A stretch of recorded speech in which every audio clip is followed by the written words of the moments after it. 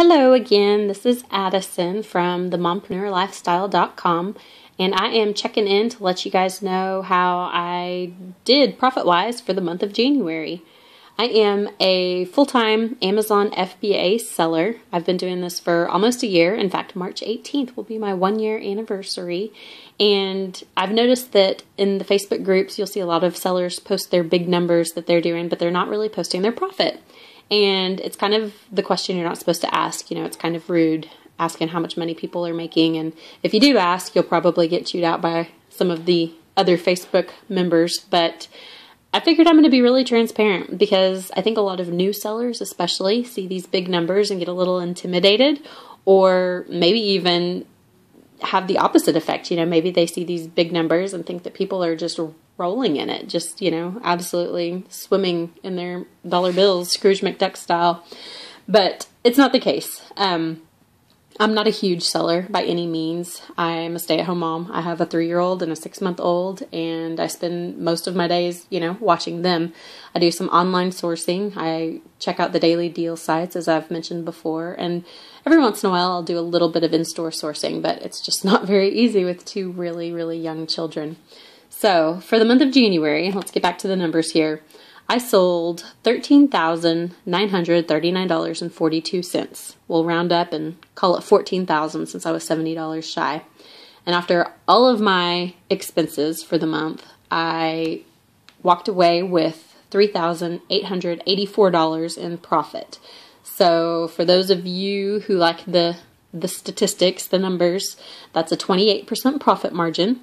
And looking at my cost of goods sold, that's 62% ROI, or return on investment. So what this means is, at my current level, looking at the number of dollars I sell each month, you can assume that about 28% of that is what I'm actually going to be pocketing. And the expenses that I took into consideration here, and these are worth noting because a lot of people don't take all of these expenses into consideration, but I was looking at cost of goods sold, my shipping fees, obviously all of the FBA fees that are associated with selling on Amazon. I'm looking at my mileage for the times that I did do some in-store sourcing, my subscription fees for my Pro Seller account, Inventory Lab, Profit Bandit, and a paid Facebook group that I'm in, my storage fees, my office expenses, boxes, tape, paper for the printer, you know, all of those different things, as well as sales tax paid to my state for sales that were made in state during this time period. So looking at all of these expenses all together, like I said, I will be taxed on about $3,900 for the month of January. It's not awesome, you know, it's not, like I said, I'm no Scrooge McDuck here, but I think it's a fair wage. I think it's pretty good for the amount of time that I put into selling on Amazon, and I hope that it's eye-opening for some of you, and I hope that it gives you kind of a realistic picture of what you can expect to actually keep after all of the expenses. Of course, I'll have to pay taxes on that, so the actual dollars in my pocket will be even lower, but that's what I'll be taxed on. That is how profitable, I guess you could say, my business is.